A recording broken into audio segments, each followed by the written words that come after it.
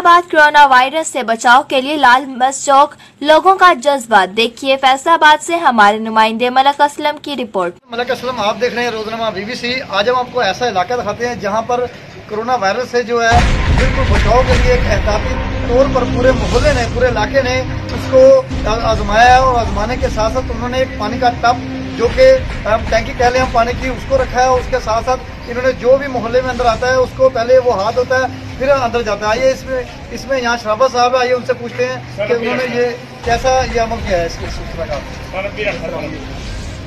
अल्हम्दुलिल्लाह पूरे मोहल्ले में ये मशवरा करके ना अल्हम्दुलिल्लाह ये हमने ये मशवरा किया है कि जो वबा फैली हुई है इसे रोकने के लिए अल्हम्दुलिल्लाह हमने अपने मोहल्ले के एंट्रेंस में ना अपना सैनिटाइजर का इंतजाम किया हुआ है और टैंकी वगैरह लगाई हुई है कि जो भी हमारे मोहल्ले से वैसे बाहर भी जाए ना काम के सिलसिले में, क्या औरतें भी बाहर जाए, जब एंटर हुए तो अल्हम्दुलिल्लाह इधर से पानी से हाथ धो के फिर अंदर जाती है कि अल्लाह ताला अल्लाह के नबी के सदक़े हमारी हिफाजत करे, अल्लाह ताला हमें इस दुआ से पहुँचे। इसलिए हम कोशिश ये करते हैं कि बार बार जो भी बाहर जाएगा वो इधर से हाथ धो के अंदर जाएगा हम, ठीक है।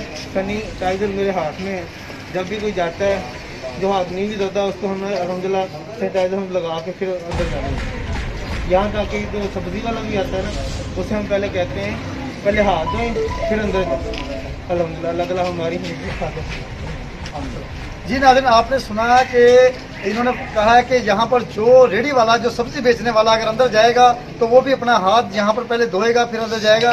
ये पूरे मोहल्ले ने एक होकर सबने ये फैसला किया और इस वायरस के खिलाफ जो जदोजहद की हम इसको खराज तहसीन पेश करते हैं। आपका मेज़बान मलक असलम, अल्लाह हाफिज़।